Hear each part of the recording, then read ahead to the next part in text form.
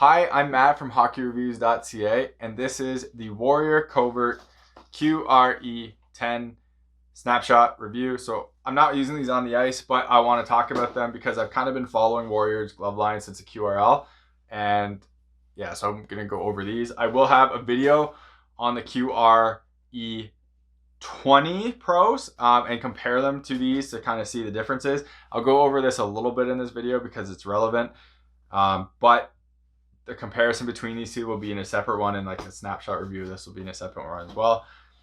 And then basically what we're doing here is we're talking about the QRE 10 and the QRE glove.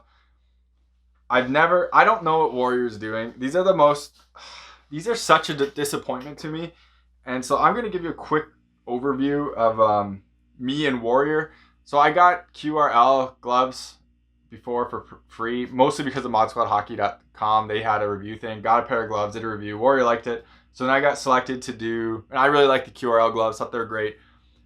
Warrior selected me to do alpha gloves. So I did a review of alpha gloves, and I got the pros and the non-pros to compare them and everything, did a ton of content on it. I was super critical of those alpha gloves because of the protection issues, because their foams they went for butter soft feel, but they just ignored protection totally.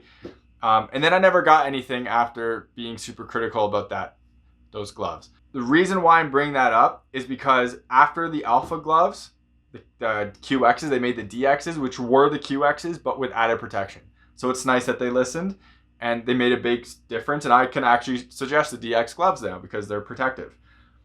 I don't know what Warrior is doing and who Warrior is listening to with this line. So the QRL gloves, were awesome. They had this great flex cuff that everyone really liked. At least I know, retail people liked. They had mobility was great, comfort was really good, but they needed to beef up the protection, specifically on the fingers. And so what Warrior did instead was come out with a 3-piece backhand to beef protection. But that wasn't the issue where the protection was. The finger was the issue with protection was. And then, so when you put this glove on and you actually take a look at it, it doesn't actually move that well. This is about as hard to do this motion, and these are 14s too, which means it should be easier than a 15 for me because my hands are bigger. So it's harder. It's harder for me to do this motion than on a non-flex thumb 4-roll glove from Sherwood. So I don't know what they were doing with this. And this design, you can see how that moves. I don't understand why they went to a 3-piece. They said it was for protection, because less pieces. I don't know, more flat surface. I said it was for cheapness because they cheapened out on this. And I think they did. The finger protection was better. The foams were better than what was on the QRL. So they did that, but you still had your issues with the actual finger protection there. And so I was like, what is the point of this glove? And I thought it was a step back in every single way. Well, we come to the QRE Tens, what is this naming on top anyways? So QRE Tens are the Covert QRLs with new brakes in the hands. Now a 3-piece index finger, or middle finger, which isn't bad because it does kind of fix that protection issue. And they tightened up that. So the foam feels pretty similar, might be a little better. You still have that gap there, but it's not as bad. But this will basically stop most from getting in the way there. I did the protection test on this with the mini sticks and had no issues with protection. So I got to give them props, but they beefed the fingers on that one. So I got to give them props for that. Flex thumb is about the same. You have a better palm. So this palm, it's the Clarino Har. I don't know what that is, what the Har stands for, but it feels softer than their old gator skin. I don't know if that's just because this gator skin is old or what, but it feels softer, so that's better. You have your spandex gussets. Outside here is still terrible as always. Copy CCMs, it's way better. You've known about this for 3 generations now. Do something about it. This is fine, this is terrible.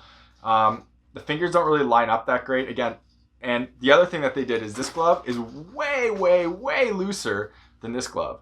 So but you can see how the fingers stretch out and it's just bad. So again, I say they cheapened out on manufacturing and I totally agree on it. But this one does feel way looser in the backhand. It feels much more bulkier.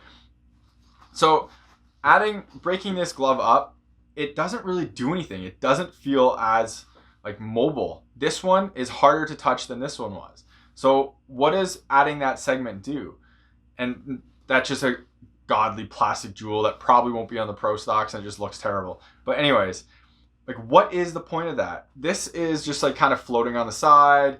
It doesn't really break anything up. Now, I was critical of this for being cheap, and I want to call that out because companies have done the 3 handpiece in the past, which is, these are the MX3s. So this is like what? They're on 2S Pro now. So this is a 2-generation old glove that came out theoretically 4 years ago.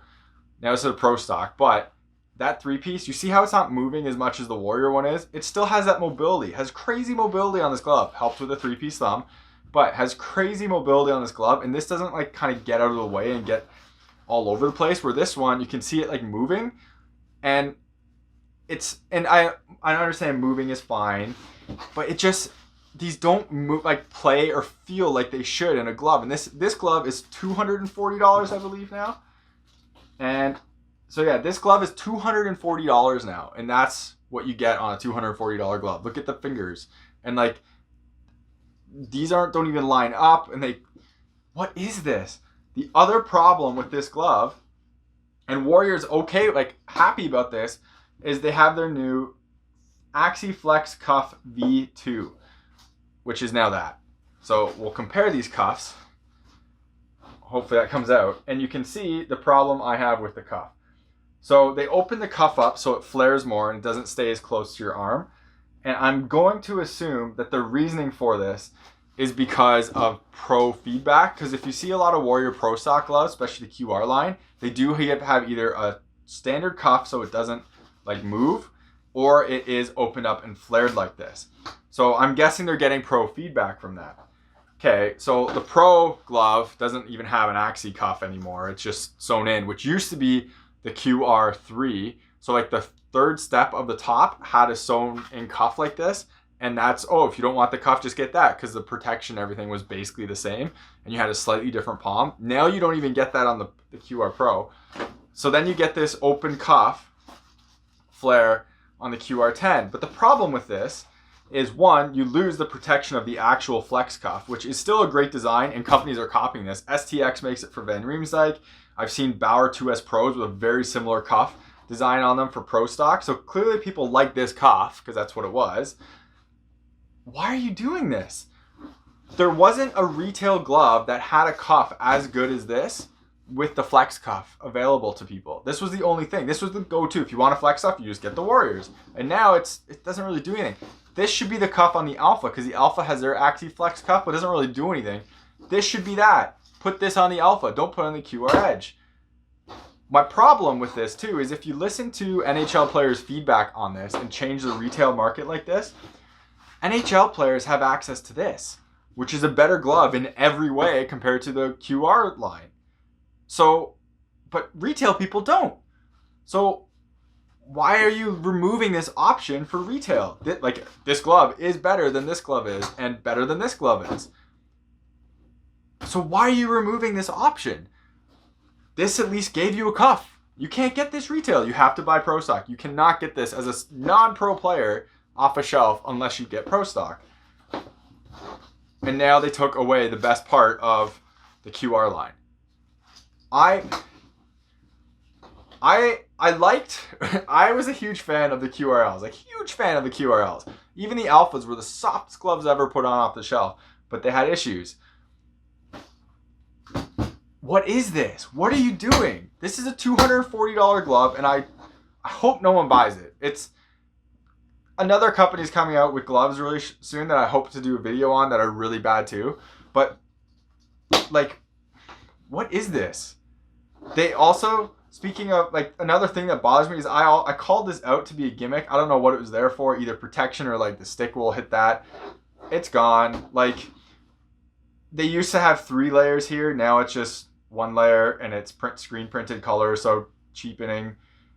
Like, because that costs more to do 3 layers and sew it than it does just 1. And so like that's, and the other thing too is when you go like this and you do you can get here all the time, and my mini stick test always hit this, but you see how it's like not even straight? Segment it.